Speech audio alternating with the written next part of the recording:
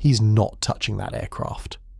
That was what the chief mechanic said when the 78-year-old man with the brass-tipped cane stepped over the velvet rope and asked for 10 minutes alone with the rusted Huey. The crowd had watched the maintenance crew try to start her for 40 minutes. Smoke, coughing, nothing. Then this old man, faded ball cap pulled low, hand trembling on the cane, limped right up to the cockpit door and said quietly, "Son, I flew her sister at Khe Sanh. Let me try." They laughed.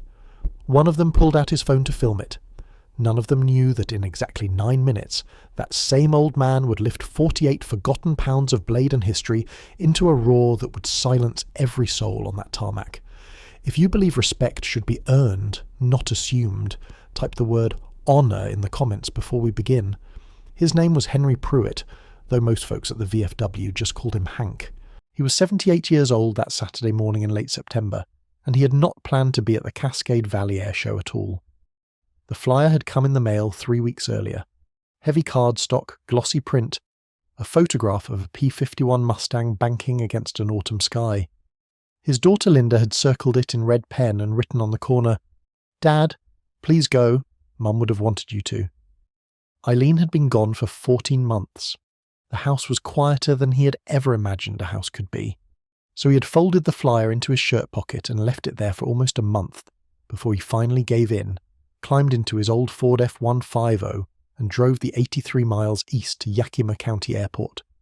He walked with a slight limp on his left side, a souvenir from a piece of mortar shrapnel that the surgeons at Da Nang had decided was best left where it was.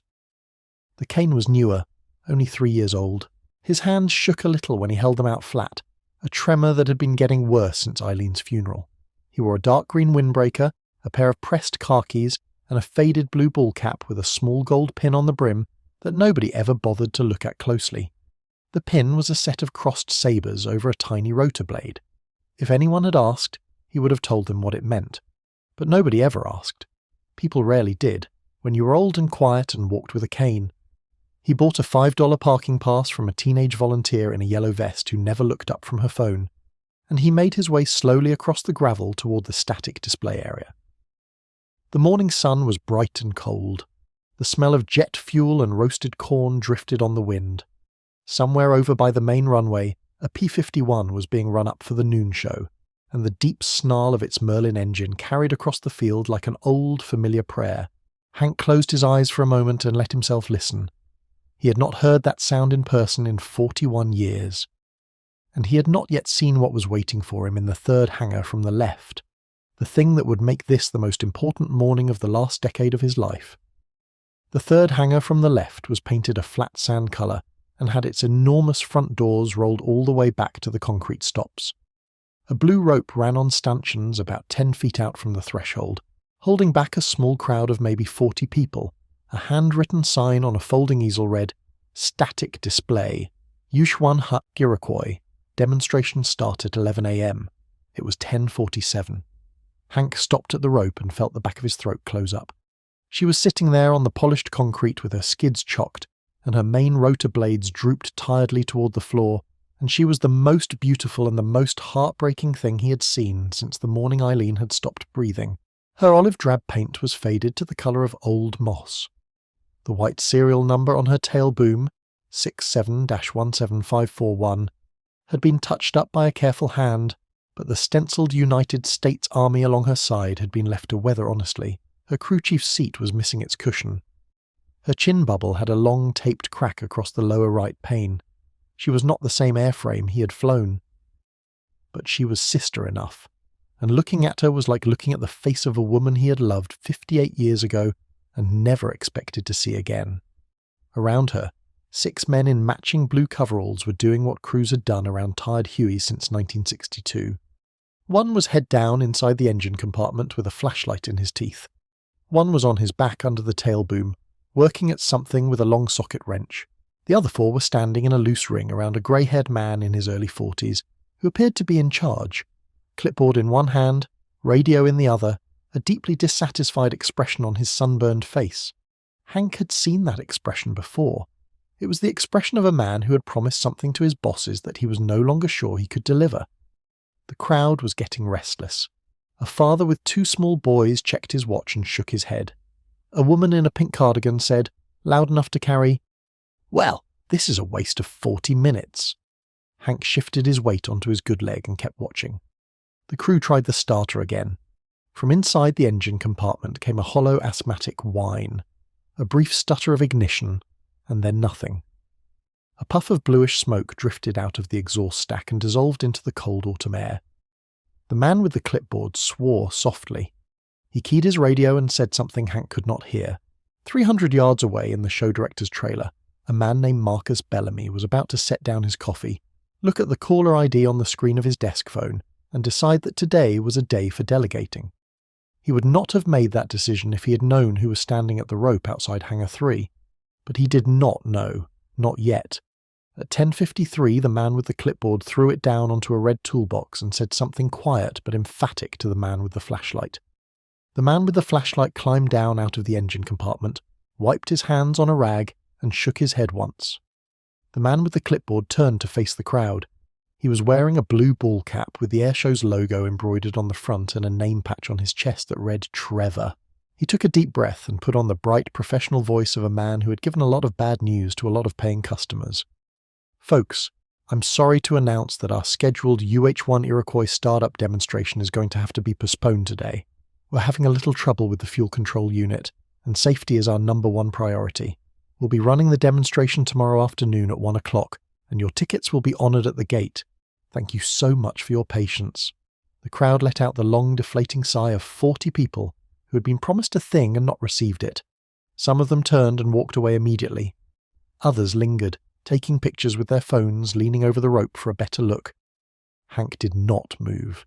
He stood with both hands on the brass-tipped cane and watched Trevor pick up his clipboard and start walking toward the back of the hangar.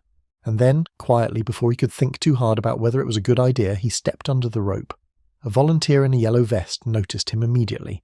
Sir, you can't be back here. The display is closed." "I know it is," Hank said. His voice was soft and a little hoarse. "I'd just like to speak to the gentleman in charge for 1 minute. That's all I'm asking." The volunteer looked uncertain.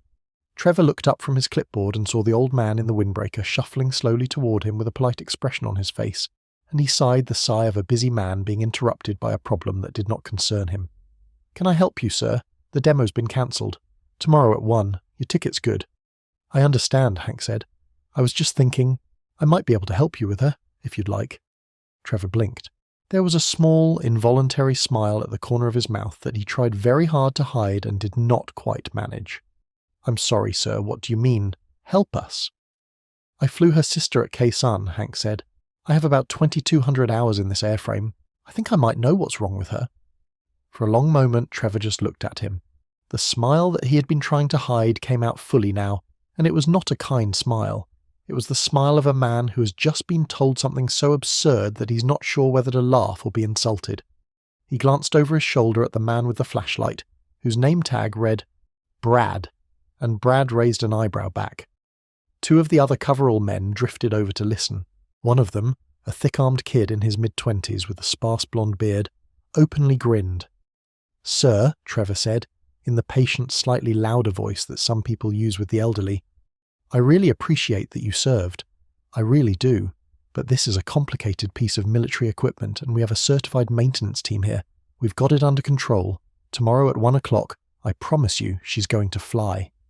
"She's not going to fly tomorrow," Hank said gently.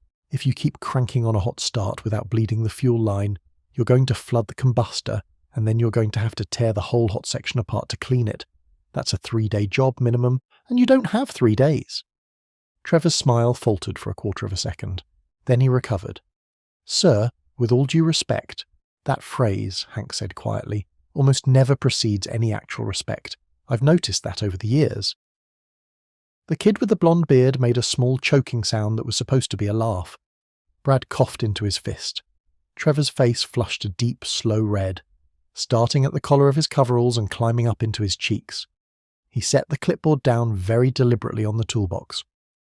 "Sir, I'm going to ask you once, politely, to step back behind the rope. Tomorrow at 1. Thank you for coming." "I just need 10 minutes, Hank said. 10 minutes alone with her. If I can't get her running in 10 minutes, I'll walk away and you'll never see me again. If I can, You do the demonstration on schedule and you don't have to refund a single ticket." Brad let out a low whistle. The kid with the beard pulled his phone out of his pocket and very casually, very deliberately, began to record. Trevor saw him do it. A muscle in Trevor's jaw twitched. He had been the head of maintenance at this airshow for 6 years. He had a reputation. He had a snap-on toolbox that cost as much as his first car. And he had, standing in front of him, an old man with a cane who was suggesting in front of his entire crew that he did not know how to start a Huey. He took one step closer to Hank and lowered his voice. "Sir, with respect, get back behind the rope, or I'm going to have to call security and have them help you back behind the rope. I would really, really prefer not to do that to a veteran. Please." Hank looked at him for a long second. Then he nodded once, slowly, the way a man nods when he has heard exactly what he expected to hear. He turned around and limped back across the concrete to the rope. The kid with the beard was still filming, and as Hank ducked under the stanchions and rejoined the thinning crowd, the kid turned the phone briefly toward his own face and mouthed the words, "This guy," with a smirk. He had no idea that the 38-second video he was making would by sundown be the most viewed piece of footage of his life, and that within 48 hours his attorney would be calling every server it had been uploaded to, begging for it to come down. Hank stood at the rope for a long time after that. He watched Trevor and Brad and the others gather around the helicopter again, talking in low voices, occasionally glancing back at him with expressions ranging from irritated to amused. He felt in his chest a familiar small fire, not anger exactly, but the slow, banked heat of a man who's been told, many times in his life, that he does not belong somewhere where in fact he belonged more than anyone else in the room. He had felt that fire at his daughter's wedding when an usher had tried to seat him with the catering staff. He had felt it at the bank in 1979 when a loan officer had asked him whether his wife had a job that could co-sign. He had felt it at the VA hospital last spring when a young receptionist had asked him whether he was sure he was a veteran. The fire never raged.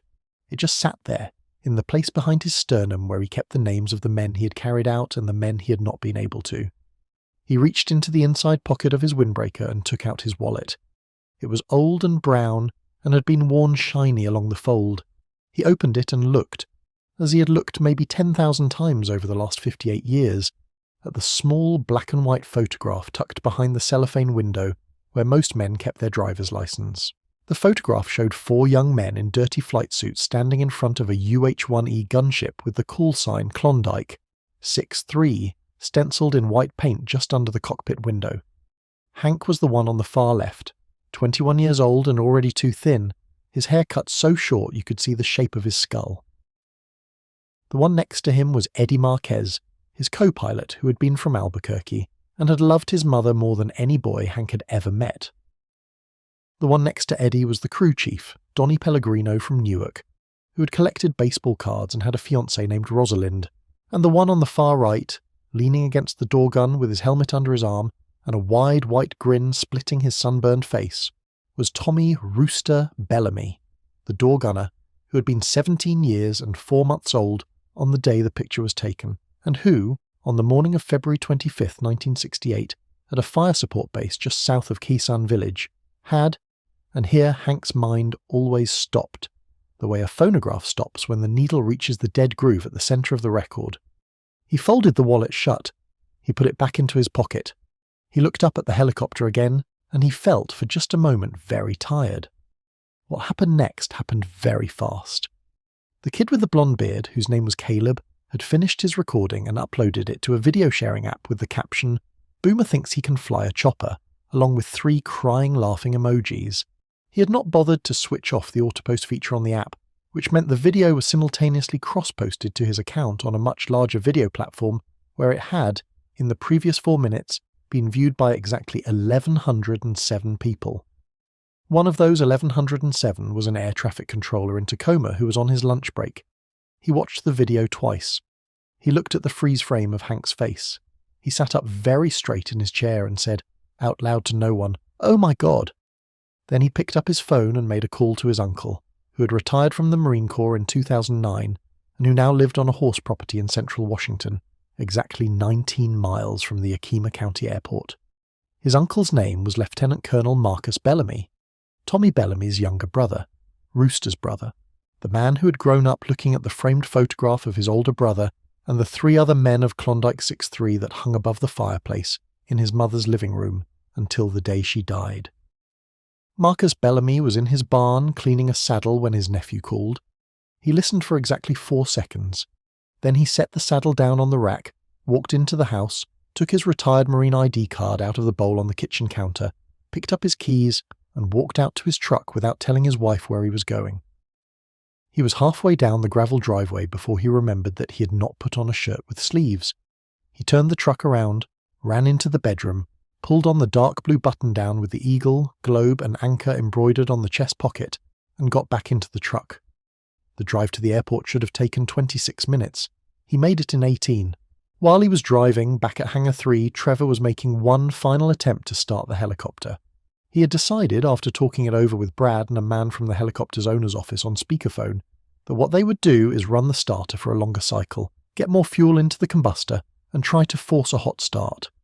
It was, as Hank had predicted from the rope line 40 minutes earlier, exactly the wrong thing to do. The starter motor whined. The combustor coughed. A long, ugly tongue of flame and black smoke rolled out of the exhaust stack. The crowd, what was left of it, made a collective sound of alarm. Trevor swore loudly. From inside the cockpit an alarm began to chime, a high persistent tone that meant the turbine was over-temping in a way that, if not arrested in the next 40 seconds, was going to require the engine to be torn down to bare metal and inspected piece by piece. Trevor went pale. He had no idea that the worst part of his afternoon was not the burning helicopter in front of him. The worst part of his afternoon was just now pulling into the staff parking lot in a dark blue Ford Super Duty with Marine Corps plates. The man who climbed out of the dark blue Ford Super Duty was 63 years old, 6 feet 4 inches tall, with a grey flat-top haircut and a face that had spent 31 years in the sun on 3 continents.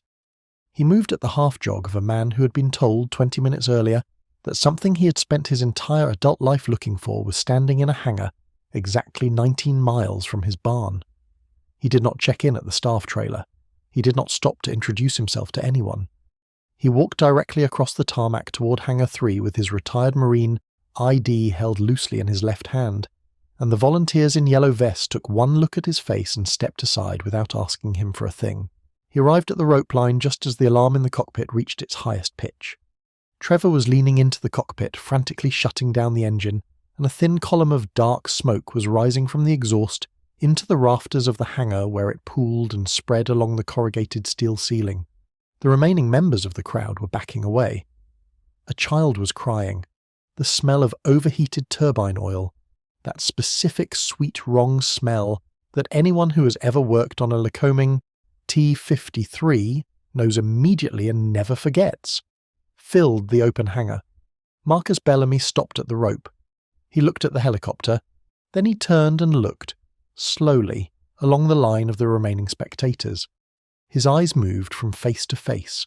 A tired mother with a stroller, a teenager in a varsity jacket, a heavy-set man in a leather vest covered in motorcycle club patches, and then his eyes stopped on the 78-year-old man in the dark green windbreaker and the faded blue ball cap, who was standing very still with both hands resting on the brass tip of his cane. For a long second the colonel did not move.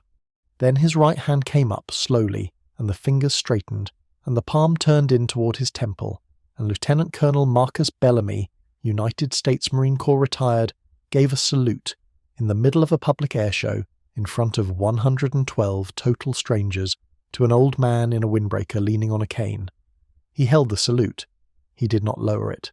He waited. Hank Pruitt looked back at him for a long, long second. He did not appear to recognize the man at first. Marcus had been 6 years old in 1968, and Hank had only ever met him twice, both times at the Bellamy family home on home leave. But the salute itself, and the way the man was holding himself, and something in the line of the man's jaw and the set of the man's eyes, was so unmistakably the line of Tommy Bellamy's jaw and the set of Tommy Bellamy's eyes that Hank Pruitt slowly, with great care, transferred his cane to his left hand, drew himself up to the full height his old back would allow, and returned the salute. Behind the rope, Trevor finished shutting down the engine and turned to see what was happening. He saw the old man saluting. He saw the very tall, very angry-looking man in the dark blue shirt with the eagle, globe, and anchor on the chest pocket saluting back. and he felt, for the first time that morning, the cold beginning of a very bad understanding. Marcus Bellamy lowered his salute. He ducked under the rope without asking anyone's permission, and walked across the concrete to where Hank was standing. He was not a man who hugged easily, but he put both of his enormous hands on Hank's shoulders and held him there for a long moment without saying anything, and Hank could feel that the Colonel's hands were trembling slightly. Then Marcus stepped back and cleared his throat once and said, in a voice that was carefully even, "Captain Pruitt, I am Marcus Bellamy. Tommy was my brother." "I know who you are, son," Hank said quietly. "You have his eyes." Marcus's jaw worked once. He nodded. He turned around to face the hangar. Trevor was standing about 15 feet away, half in and half out of the cockpit, with a wrench in his hand and a look of profound confusion on his sunburned face. The kid with the beard, Caleb, had stopped recording and was holding his phone limply at his side. Brad had taken off his blue ball cap and was holding it in front of his chest the way men hold their hats at a funeral when they are not sure why. Marcus looked at Trevor for a long second. Then he said, in a voice that carried easily across the hangar without ever needing to be raised, "Who is in charge here?" "I am," Trevor said. "I'm the head of maintenance for the show." "Your name?" "Trevor Mills, sir." "Mr. Mills, the gentleman behind me leaning on the cane, do you have any idea who he is?" Trevor swallowed.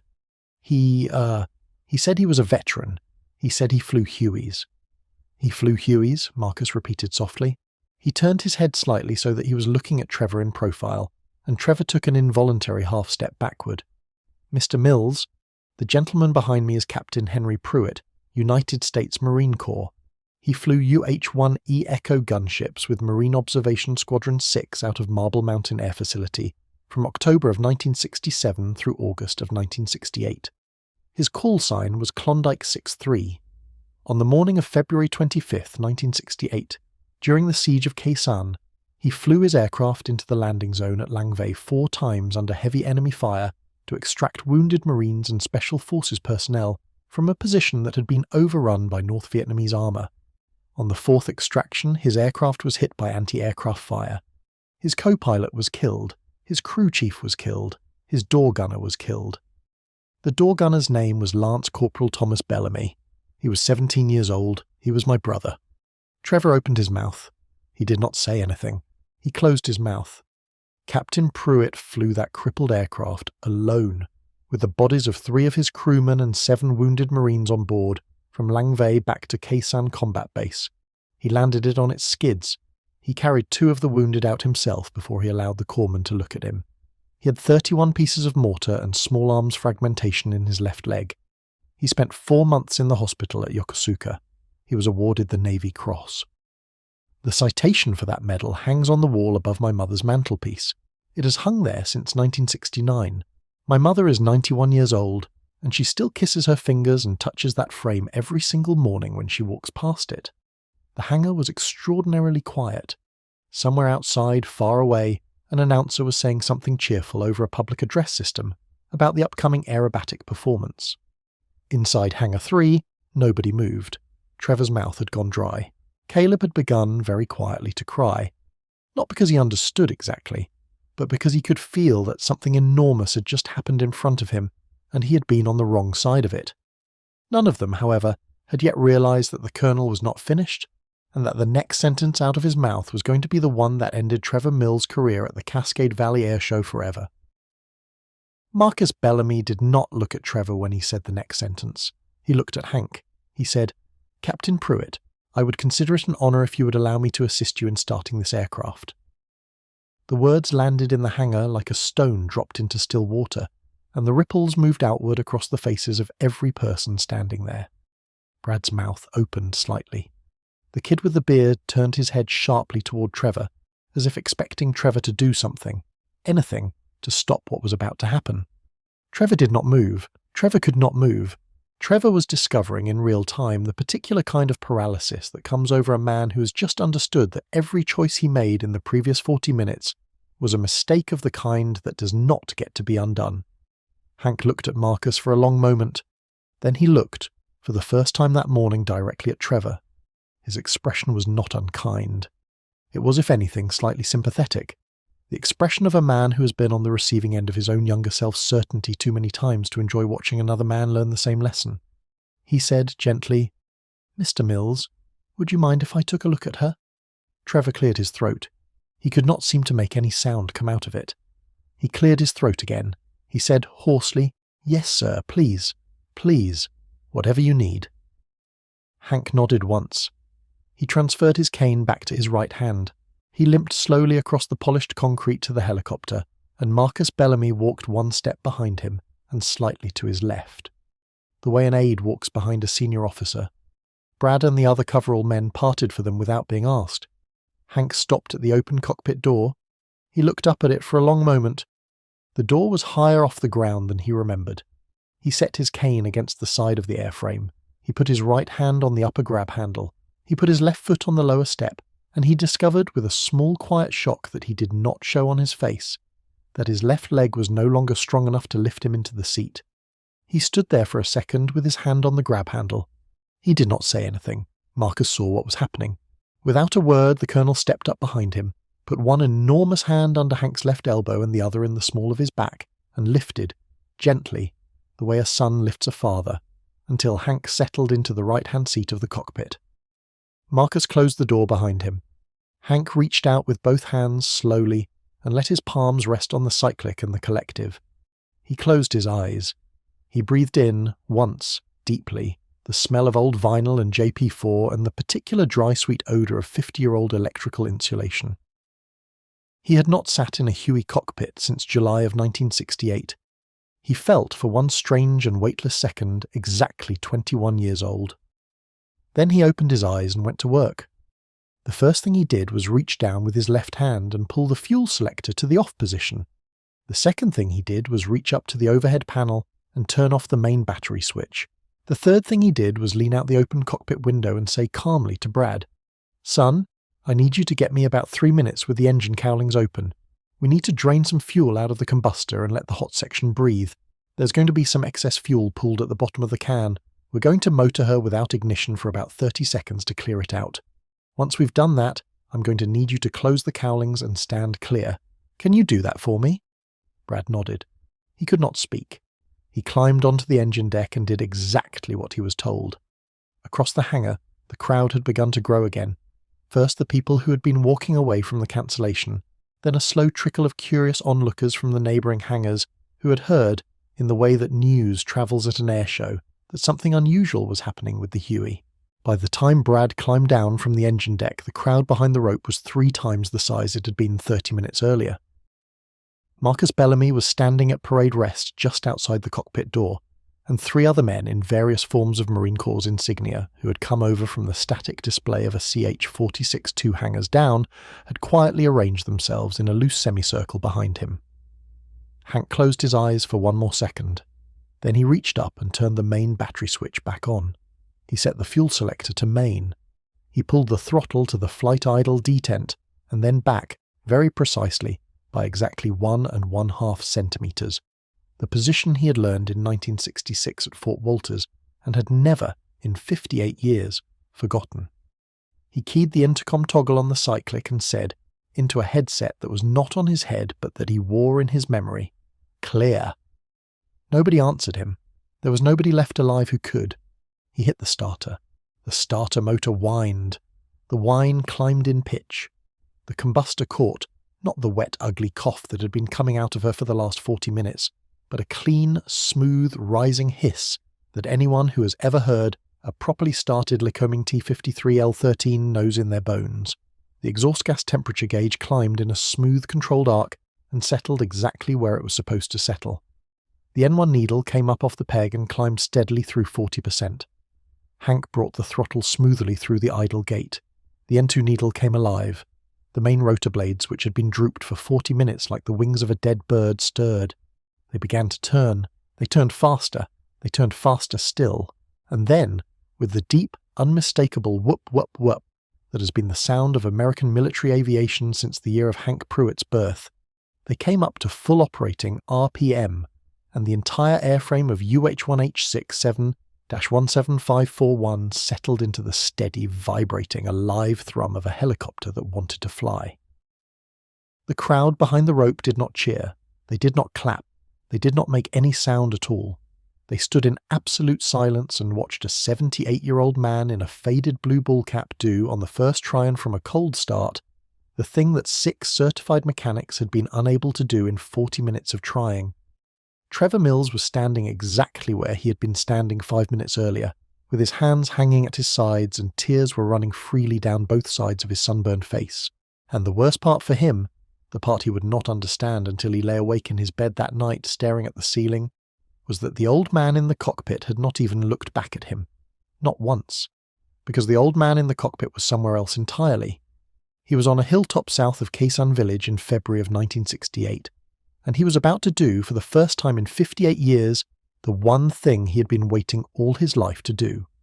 Hank Pruitt sat in the right-hand seat of UH-1H67-17541 for a long moment, listening to the rotor turn at full RPM, feeling the familiar shudder of the airframe through the cyclic and the collective, watching the gauges sit exactly where his hands had taught them to sit 58 years ago. He let himself stay in the moment. He let himself remember, fully and without flinching, the smell of cordite and burning grass and human blood that had been the inside of his cockpit on the morning of February 25th, 1968. He remembered Eddie Marquez slumped against the right door with his helmet cocked sideways and a small, almost neat hole through the visor. He remembered Donnie Pellegrino lying on his back on the floor of the cabin, with his hands folded over his stomach the way a sleeping child folds his hands, except that Donnie was not sleeping. He remembered Tommy Bellamy still strapped to the door gun, still leaning into it, still firing it on the way down even after Hank had screamed at him 3 times to get inside, get inside, get inside. He remembered the way the ground had come up at him through the cracked chin bubble. He remembered the smell of the rice paddies. He remembered everything. He reached up to the overhead console with his right hand. He pulled down the small spring-loaded switch that activated the FM radio. He keyed the press to talk on the cyclic, and he said, in a voice that was clear and steady and somehow at the same time the voice of a young man and the voice of an old one, "Khe Sanh Tower, this is Klondike 6-3. Klondike 6-3 is up. 3 souls and 7 packs inbound from Lang Vei. Request priority handling. Request emergency medical at the pad. Klondike 6-3 is up." Nobody on any radio frequency heard him. The transmission went out into the dead air of a 1968 frequency that had not been used by an American military unit in 50 years.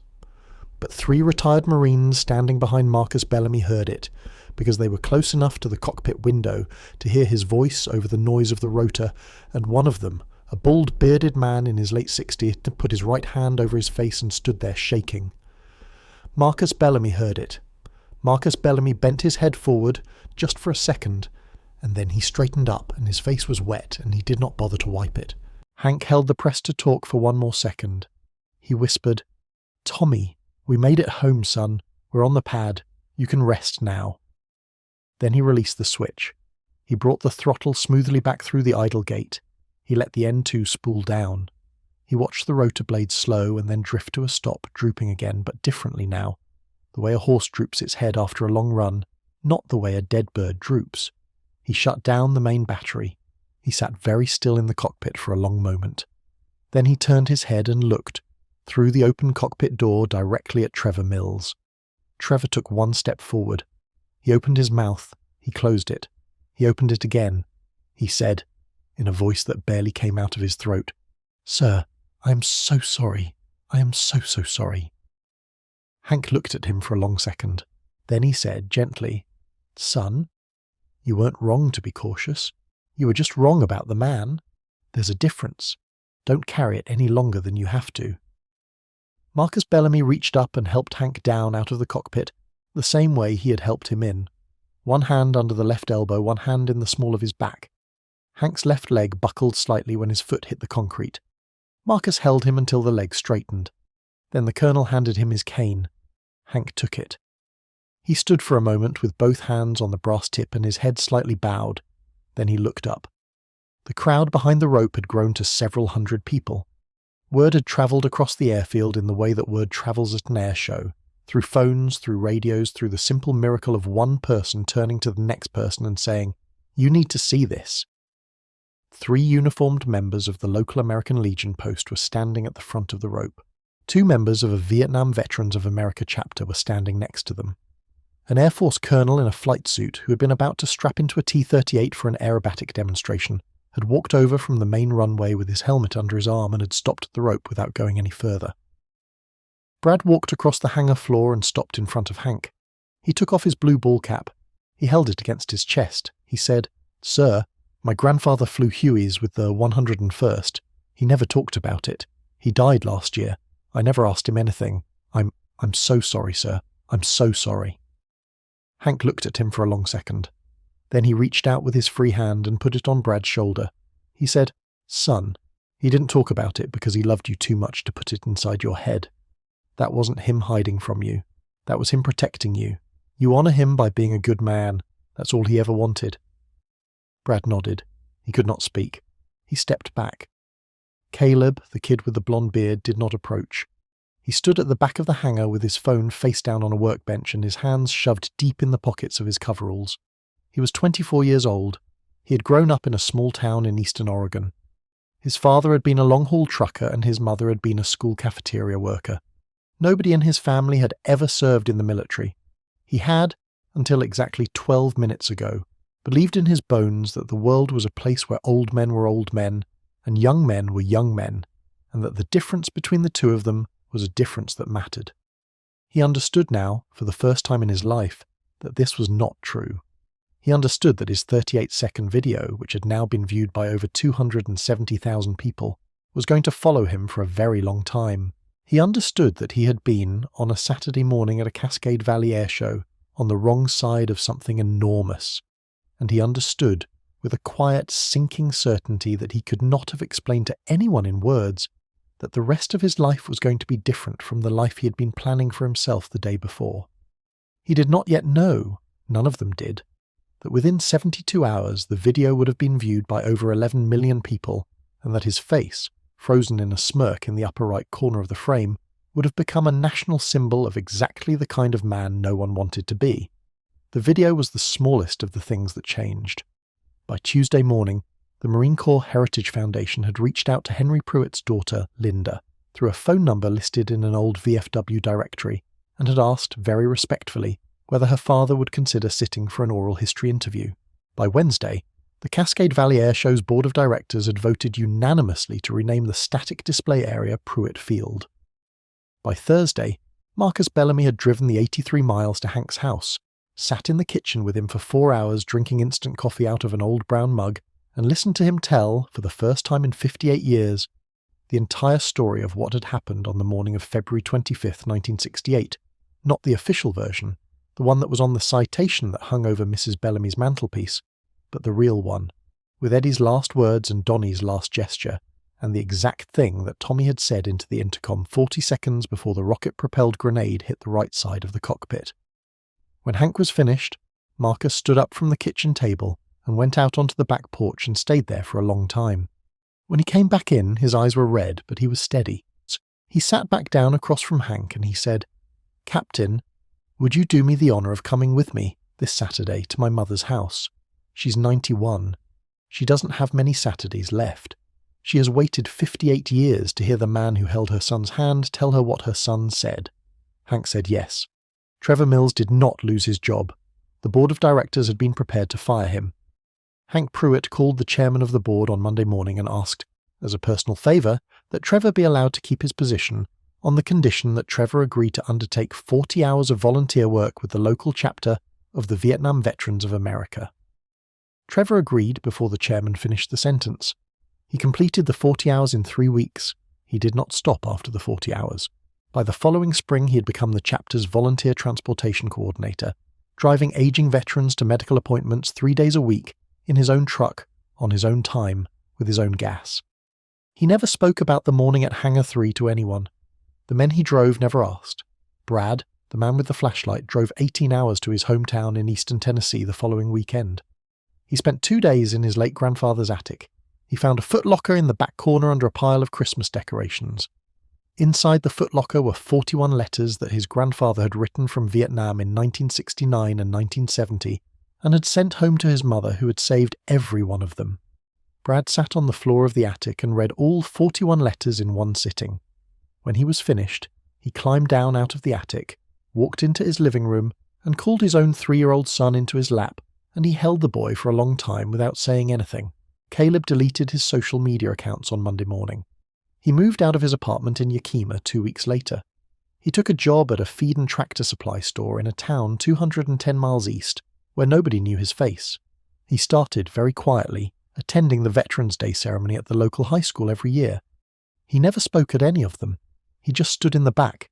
He is still standing in the back, every November to this day. Henry Pruitt died on the 11th of January 2027 of pneumonia, in his own bed in the house he and Eileen had shared for 46 years. His daughter Linda was holding his right hand.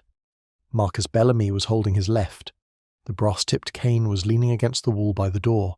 The faded blue ball cap with the small gold pin of the crossed sabres over the rotor blade was sitting on the nightstand next to a framed black and white photograph of 4 young men in dirty flight suits standing in front of a UH-1E gunship at Marble Mountain in 1968.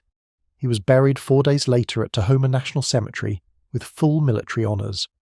The honour guard was composed of 7 active duty Marines. The bugler was a 16-year-old girl from the local high school band who had volunteered. The Navy Cross was pinned to the front of the casket. Marcus Bellamy delivered the eulogy. He spoke for 11 minutes. He did not use any notes. The last thing he said was this: Captain Henry Pruitt was the kind of man this country produces and then forgets, and then is shocked to discover that it cannot live without. He carried my brother home. He carried 7 other men home. He carried, for 58 years, the weight of every man he could not carry. He never complained. He never asked for anything. And on a Saturday morning in September of 2026, in a hangar at a small regional air show in central Washington, he sat down in the cockpit of an aircraft that 6 men could not start, and he started her on the first try, and he keyed the radio, and he told my brother that they were home. That is the kind of man he was. That is the kind of man we're losing every day all over this country, and most of us do not even know their names. Look at the old men in the grocery store. Look at the old men in the parking lot of the VA. Look at the old men sitting alone in the diner with a cup of coffee. Some of them, more than you think, are men like Henry Pruitt. Treat them accordingly. That is the only thing he ever asked me in the 4 months I had the honour to know him, and it is the only thing I will ever ask of you. If this story moved you, if it reminded you that there is more inside the quiet old man at the end of the counter than the world will ever bother to ask about, please subscribe to this channel. We tell these stories because they are worth telling, and because the men and women they are about will not tell them themselves. Share this video with someone who needs to see it, and the next time you pass an old man with a cane, look him in the eye and nod and say, "Good morning." You will never know what you are saying good morning to. That is the whole point.